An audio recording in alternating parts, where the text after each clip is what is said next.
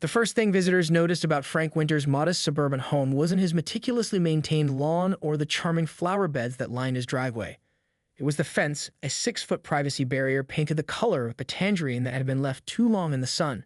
Some called it eye-catching. Others called it bold. Elaine Prescott from 3 Doors Down called it a violation of common decency and neighborhood aesthetic standards. Frank hadn't set out to become the neighborhood rebel. At 42, with thinning hair and a growing collection of dad jokes, he was more likely to be found watching documentaries about woodworking than staging suburban protests. But something changed the day he painted that fence. Something awakened in him that had been dormant since college, when he'd been known for his elaborate dorm room light shows and irreverent sense of humor. "It's called Sunset Blaze," Frank explained to his best friend Marco over beers on his back patio, where the fence glowed like a radioactive warning sign in the late afternoon light. The paint guy said it would make a statement. "Well, it's certainly doing that," Marco replied, squinting slightly, "though I'm not sure what the statement is." Frank took a swig of his beer. "A statement is, I own this property and I'm tired of living in a beige world."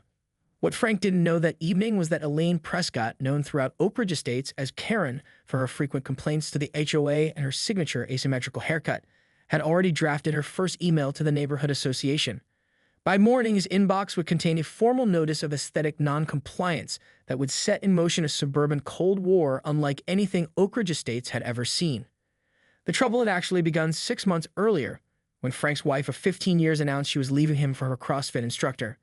The divorce had been quick but painful, leaving Frank alone in the 4-bedroom house they'd bought together, surrounded by half-empty rooms and walls still marked with the outlines of removed family photos. The first month, he barely left his bedroom except to go to work at the ed consulting firm where he'd been employed for the past decade. The second month, he started renovating, small projects at first, like repainting the kitchen and replacing the bathroom fixtures. By the third month, he moved outside, methodically transforming the yard his ex-wife had always managed. The fence had been the final project, the culmination of his residential rebirth. "I just wanted something bright," he later explained to his sister on the phone. "Something that didn't remind me of her." What he got instead was the undivided attention of Elaine Prescott, HOA board member and self-appointed guardian of property values. At 58, Elaine had perfected the art of neighborly surveillance. Her corner lot position gave her strategic oversight of 7 properties, and she used this advantage with military precision. "I've received complaints," she told Frank the morning after he finished painting, appearing at his door clutching a printed copy of the HOA bylaws. Her voice was tight, her smile even tighter. Section 8, paragraph 4 clearly states that all exterior paint colors must be approved by the board. Frank, still holding his coffee mug, blinked at her. "I don't remember joining an AOA." "You did when you purchased an Oak Ridge Estates," she said, thrusting the binder toward him. Page 47. I highlighted the relevant sections. Something in Frank, perhaps the accumulated weight of his recent losses or possibly just the sight of Elaine's immaculately highlighted documentation, snapped. He took a slow sip of his coffee, looked her directly in the eyes, and said the words that would escalate what might have been a minor neighborhood dispute into a technicolor battle of wills. "I think it looks nice. In fact, I'm thinking of adding some decorative elements next week." Elaine's smile vanished. "We'll see about that." Neither of them could have predicted just how far their fence feud would go, or how many neighbors would eventually be drawn into its fluorescent orbit. 3 days after their confrontation, Frank received the first official warning letter from the Oak Ridge Estates OA. It arrived in a crisp white envelope with the association's logo embossed in gold, giving it the appearance of importance that Frank found both amusing and irritating. The letter outlined a violation of Section 8, Paragraph 4 of the community guidelines and gave him 14 days to repaint his fence an approved color from the Desert Harmony palette. Attached was a color chart featuring 47 variations of beige, gray, and what Frank could only describe as sad top. They all looked like different shades of depression, he told Marco over the phone that evening. Frank sat on his back deck, nursing a scotch as the setting sun made his fence glow like molten lava. "I'm supposed to choose between driftwood mist and Stonehenge fog. Maybe you should just pick one," Marco suggested, a voice of reason. "Is this really the hill you want to die on?" Frank swirled the ice in his glass. "It might be. Sarah took everything that made this house feel alive. The plants, the art, even the damn throw pillows." He paused. "This fence is the first thing that's felt like mine since she left." What Frank didn't mention was how he spent the previous night scrolling through his old college photos, images of elaborate light installations he'd created for campus events, a talent that had once earned him the nickname Frankenstein for his ability to bring spaces to life with illumination. In those pictures, he looked younger, of course, but also more vibrant, more alive. The next morning, instead of driving to Home Depot for a can of Agreeable Gray, Number 26 on the approved list, Frank found himself at an electronics store, purchasing a waterproof LED strip lighting system. The salesperson, a lanky college student with blue-tipped hair, seemed delighted by Frank's increasingly detailed questions about lumens, weatherproofing, and programmable color patterns. "This is going to be one epic holiday display," the clerk commented as he rang up Frank's substantial purchase. "It's not for the holidays," Frank replied with a small smile. "It's for neighborhood enrichment." Meanwhile, Elaine Prescott was holding court at her monthly book club, which had, as usual, devolved into a neighborhood intelligence briefing after 15 minutes of cursory discussion about the novel no one had finished. "He's deliberately flouting the rules," she informed the group of 5 women gathered in her immaculate living room. "I drove by this morning and he was outside taking measurements of that hideous fence." "Maybe he's preparing to repaint it," suggested Linda Hoffman, always eager to see the best in people. "Or maybe," Elaine countered, setting down her teacup with precision, "he's planning something worse. I saw him unloading boxes from his car last night. Large boxes." "The man is going through a divorce," said Barbara Chen, the newest member of the book club who hadn't yet fully aligned with Elaine's neighborhood vigilance. "Maybe we should cut him some slack." The temperature in the room seemed to drop several degrees as Elaine fixed Barbara with a stare that had, over the years, cowed countless neighbors, retail workers, and restaurant managers. "Property values, Barbara," she said crisply. "Once we start making exceptions, where does it end? Today it's a tangerine fence. Tomorrow it's lawn flamingos and garden gnomes engaged in inappropriate activities." Across the street, oblivious to the summit being held about his home improvement choices, Frank was in his garage surrounded by LED strips, control modules, and wiring diagrams. For the first time in months, he felt the familiar excitement, the same thrill he'd experienced in college when planning his elaborate light installations. His phone buzzed with an incoming email from the HOA, a reminder that he had 11 days remaining to comply with the paint color mandate. Frank glanced at it, then returned to his wiring schematic with renewed focus. If Elaine Prescott wanted a neighborhood worth looking at, he was going to give her a view she'd never forget. That evening, as dusk settled over Oak Ridge Estates, Elaine was walking her Pomeranian, Mr. Darcy, on their usual route past Frank's house. She slowed as she approached, noting with satisfaction that the offending fence appeared unchanged, evidence she could report at the next HOA meeting. Just as she was about to continue her walk, a faint glow caught her attention.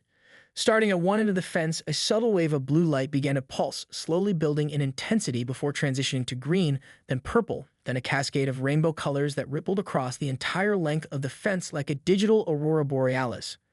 Mr. Darcy yapped excitedly at the display. Elaine stood frozen on the sidewalk, her mouth slightly open as Frank's front door opened. He walked casually to his mailbox, pretending not to notice her presence.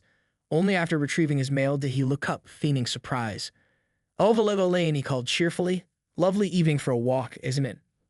Behind him, the fence continued its hypnotic light show, now pulsing in time to what sounded suspiciously like the beat of Queen's "Another One Bites the Dust." "What," Elaine managed through clenched teeth, "is that?" Frank glanced back at the fence as if noticing it for the first time. "Oh, that? Just a little improvement project. Don't worry." His smile widened. "It's not paint." News of Frank's illuminated fence spread through Oak Ridge Estates faster than gossip about the Hendersons' mysterious late-night moving van last summer. By noon the next day, the neighborhood had effectively split into 2 factions: Team Elaine, who believed in the sanctity of property values and the desert harmony color palette, and the emerging Team Frank, who found themselves drawn to the small act of suburban rebellion like moths to a varied, bright, rhythmically pulsing flame. "It's against at least 6 different sections of the HOA guidelines," Elaine announced at the emergency board meeting she convened in the community center. 3 other board members nodded in solemn agreement while shuffling through the thick binders of regulations. Section 8 on approved colors, Section 12 on exterior lighting, Section 15 on noise pollution. "Does light make noise?" asked Walter Griffith, the board treasurer who'd always been more concerned with collecting dues than enforcing rules. "The music does," Elaine snapped. "You synchronize those. Those likes to play classic rock every evening from 7 to 10. I have to listen to an entire Pink Floyd album while trying to enjoy my evening tea." What Elaine didn't mention was how Mr. Darcy had seemed unusually entranced by the light show, sitting at her bay window for hours watching the patterns dance across Frank's fence with his little head tilted to one side. She'd had to physically remove him from the window and close the curtains, only to find him trying to nudge them open with his nose. Across town at Kirkconnell Electronics, Frank was becoming something of a regular customer.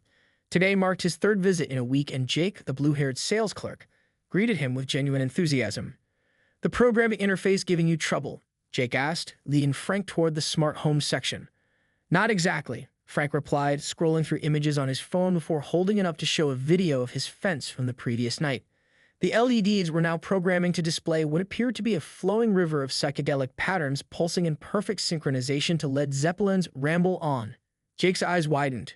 Dude, this is epic. But what do you need from us? Looks like you got it dialed in perfectly. Frank grinned, feeling an unfamiliar sense of pride. I need to take it to the next level. Motion sensors, interactive elements, maybe projection mapping. An hour later, Frank left with another large purchase and Jake's personal phone number. Text me if you need help setting up, Jake had insisted. And maybe let me know when the next light show is happening. My girlfriend would love this. That evening, as Frank was installing his new equipment, a tentative knock on his door revealed Barbara Chen clutching a covered dish. I brought lasagna, she said, looking slightly embarrassed. I always make too much, and I heard you were going through a divorce, and sometimes cooking for one is. She trailed off. Frank's screwdriver in hand and safety goggles pushed up on his forehead, found himself at a loss for words. It had been months since anyone besides Marco had shown up at his door with something other than complaints or legal papers. That's really kind, he finally managed. Would you like to come in? I was just about to take a break. Or lasagna that was frankly better than anything Frank had eaten since Sarah left. Barbara admitted the real reason for her visit. I saw your fence last night, the blue wave sequence with the stars that seemed to explode in time with the drum solo. She smiled shyly. It was beautiful. Like something from an art installation. Frank felt a warmth that had nothing to do with the lasagna. That's exactly what it is, art, not a violation or an eyesore. Some of us get that, Barbara assured him. Not everyone is Team Elaine on this. Team Elaine? Oh yes, the neighborhood has definitely taken sides. There's quite the debate happening in the Oak Ridge Estates Facebook group. After Barbara left, Frank spent an hour scrolling through the community page, alternating between amusement and surprise at the passionate discourse his fence had inspired. For every outraged comment about tacky displays and community standards, there were two more defending his right to creative expression. Several neighbors had even posted videos of his light shows, some garnering hundreds of views from beyond Oak Ridge Estates. One comment in particular caught his attention. Coming by with the kids tonight to see the light show. Hope it's on. Posted by Linda Hoffman, who Frank vaguely recalled as a quiet presence at neighborhood gatherings, usually standing slightly behind her husband. True to her word, at 7:30 that evening, Linda appeared on the sidewalk with two children in tow. By 8 o'clock, 3 more families had joined them. By 8:30, there was a small crowd gathered on the public sidewalk in front of Frank's house, watching as his fence transformed from a rippling ocean of blue to an explosion of geometric patterns perfectly synchronized to the opening chords of Bohemian Rhapsody. Frank, watching discreetly from his living room window, felt something shift inside him, a reconnection to the young man who had once created spaces where people gathered in wonder. On impulse, he grabbed a cooler, filled it with sodas and the beer he kept for Marco's visits, and went outside to join his unexpected audience. The scene did not go unnoticed by Elaine, who stood at her own window with a pair of binoculars normally reserved for birdwatching. The sight of Linda Hoffman, who had just last month voted in favor of banning basketball hoops from driveways, accepting a soda from Frank while her children danced to Queen, was the final straw. With tight lips and precise movements, Elaine reached for her phone and scrolled to a contact she had hoped never to use. Lawrence Kingsley, the Higglewood's attorney. This fence situation had clearly escalated beyond community guidelines and into legal territory. As the phone rang, Elaine watched another neighbor arrive at Frank's impromptu gathering, this time bearing what appeared to be a plate of cookies. Lawrence, she said when he answered, her voice glacial with determination. We have a situation that requires immediate legal intervention. What neither Elaine nor Frank realized as they each prepared for the next phase of their suburban standoff was that a video of the amazing musical light fence had just been shared to a local community page with over 50,000 followers. By morning, Frank's creative rebellion would no longer be just neighborhood news, and the battle lines that had been drawn would soon extend far beyond Oak Ridge Estates. Frank was in the middle of his morning coffee when his phone began vibrating with such persistence that it nearly danced off the kitchen counter. A barrage of notifications flooded his screen, texts from Marco, emails from addresses he didn't recognize, and dozens of new friend requests on social media platforms he barely used. Have you seen this? Marco's text read, accompanied by a link to a video that had already amassed over 100,000 views. Frank clicked it and found himself staring at his own fence, filmed from the sidewalk the previous night with a caption. This guy's HOA hated his fence color, so he turned it into a light show masterpiece. The comment section was filled with thousands of responses ranging from HOA revenge goals to detailed technical questions about his setup. Several comments mentioned something called HOA Karen, with varying degrees of hostility. And Frank realized with a sinking feeling that someone had likely captured his interactions with Elaine on video as well. Before he could process the implications, his doorbell rang. Outside stood a young woman clutching a microphone with the logo of the local news station, accompanied by a cameraman who was already filming his reaction. "Mr. Winters?" "Alyssa Chen from Channel 8 News. We'd love to get your comments on what people are calling the fence that fought back. Your light display has become something of a symbol for property rights versus HOA regulations. Do you have anything to say to your supporters?" Frank blinked at the camera, acutely aware that he was wearing the same faded Metallica t-shirt he'd slept in and had yet to run a comb through his hair. "Supporters? Your video has gone viral," Alyssa explained patiently. "It's been shared by several major accounts, including HOA Nightmares, which has over 2 million followers. People are planning to drive from as far as 2 states away to see your light show tonight." As if to confirm her statement, a car slowed in front of his house, the passengers clearly filming his fence despite the fact that it was currently just an orange barrier with unlit LED strips in the bright morning sunlight. "I don't know what to say," Frank managed, his mind racing. "It's just a fence. Is it true that your HOA has sent you a cease and desist letter?" Alyssa pressed. Frank's confusion must have been evident because Alyssa pulled out her phone and showed him a social media post from the Oak Ridge Estates Community Watch page, which featured a scanned legal document addressed to him demanding the immediate removal of all lighting elements and repainting of the fence. The document was dated yesterday, but Frank had yet to receive it. "No comment," he said, finally retreating back into his house and closing the door. Through the window, he could see 2 more news vans pulling up. 3 doors down, Elaine Prescott was experiencing her own version of unwanted attention. Her phone had been ringing since dawn, mostly calls from unknown numbers. She'd made the mistake of answering one, only to be greeted by a young man asking if she was the Karen who hated fun before dissolving into laughter. Now she sat in her living room with the curtains drawn, watching as Lawrence Kingsley, who was attorney, paced back and forth on her pristine carpet. At 62, Lawrence had handled the Oak Ridge Estates HOA's legal matters for over a decade, but he'd never faced a situation quite like this.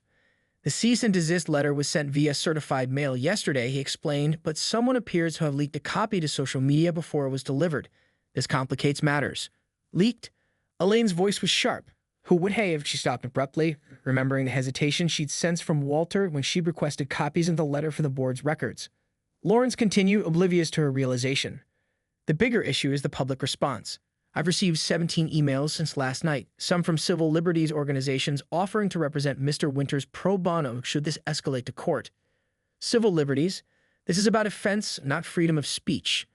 Actually, Lawrence cleared his throat uncomfortably. Several legal scholars commenting on the story are framing it as artistic expression protected under the First Amendment.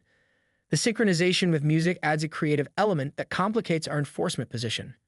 Elaine's normally perfect posture seemed to collapse slightly. "What are you saying, Lawrence?" "I'm saying they might want to consider a compromise before the situation attracts even more attention. The optics are not in our favor."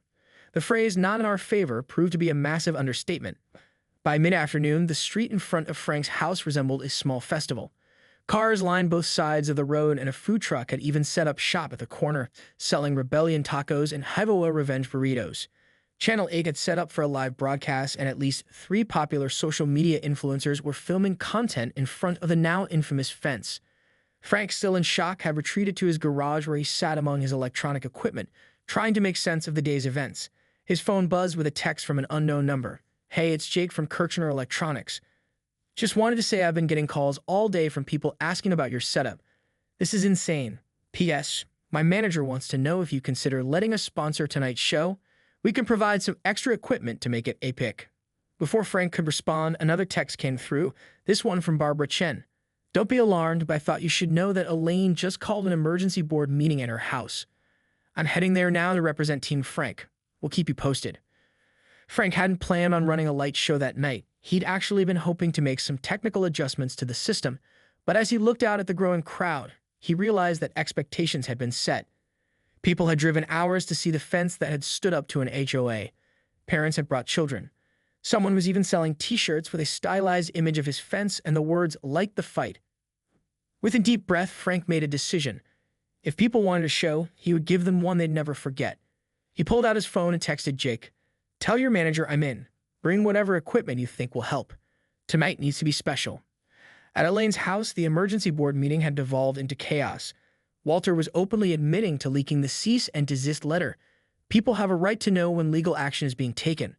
While Linda Hoffman was arguing passionately in favor of changing the HOA regulations to explicitly allow creative lighting displays, my kids haven't been this excited about anything in our neighborhood since we got the new playground equipment. Lawrence Kingsley attempted to restore order, raising his voice over the din. People, please. We need to focus on damage control. There are reporters calling the HOA office every 5 minutes.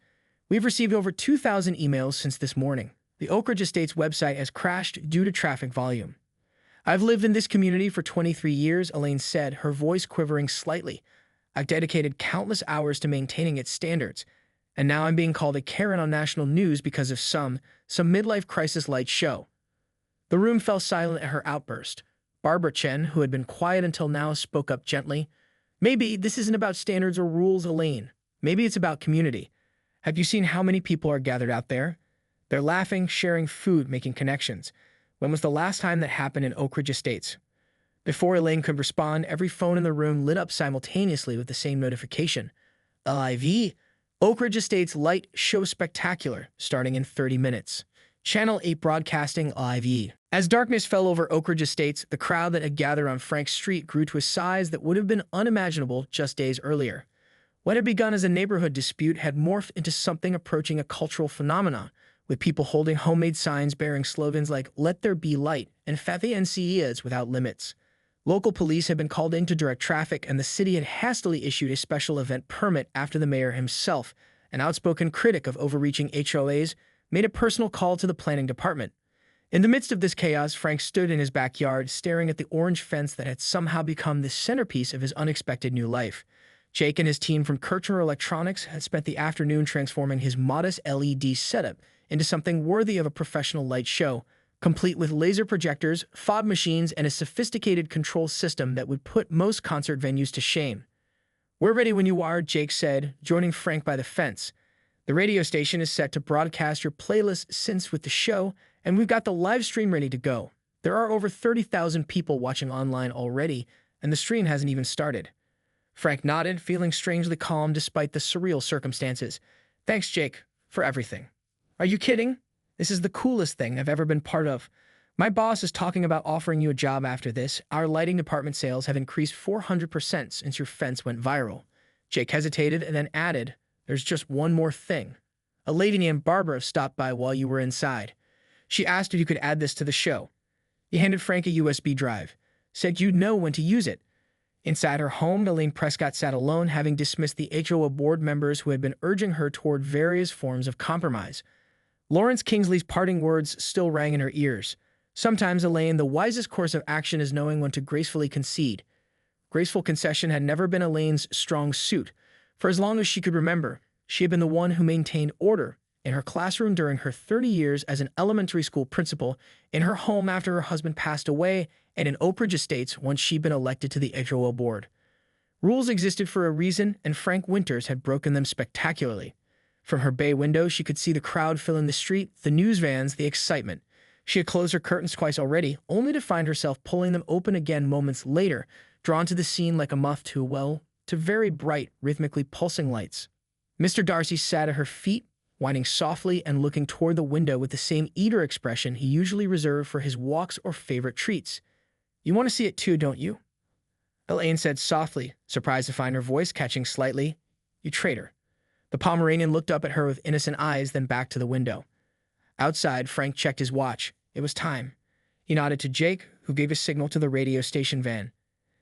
The opening chords of Pink Floyd's "Another Brick in the Wall" began to play both from Frank's outdoor speakers and simultaneously on the radio frequency that had been announced to the crowd earlier. What followed was unlike anything Oak Ridge Estates, or perhaps any residential neighborhood, had ever witnessed. The fence that had started it all erupted in a cascade of light that seemed to transform its solid structure into something liquid, organic, alive. Colors rippled from one end to the other, forming patterns that morphed in perfect synchronization with the music. But this was only the beginning. Laser projectors stationed around Frank's yard created three-dimensional light sculptures that seemed to float above the fence and the crowd. The carefully positioned fob machines provided an ethereal canvas for the beams, creating the illusion that the entire street had been transported into some otherworldly realm where light itself was a living entity. People gasped, cheered, recorded videos. Children sat on their parents' shoulders, mouths open in wonder. Even the police officers directing traffic found themselves stealing glances at the spectacle. The playlist moved from Pink Floyd to an instrumental piece that few in the audience recognized, a hauntingly beautiful composition that Frank had written himself during college but had never shared publicly. As the music built toward its crescendo, the light show transformed again, this time projecting what appeared to be a series of photographs onto a misty screen created by the fog machines.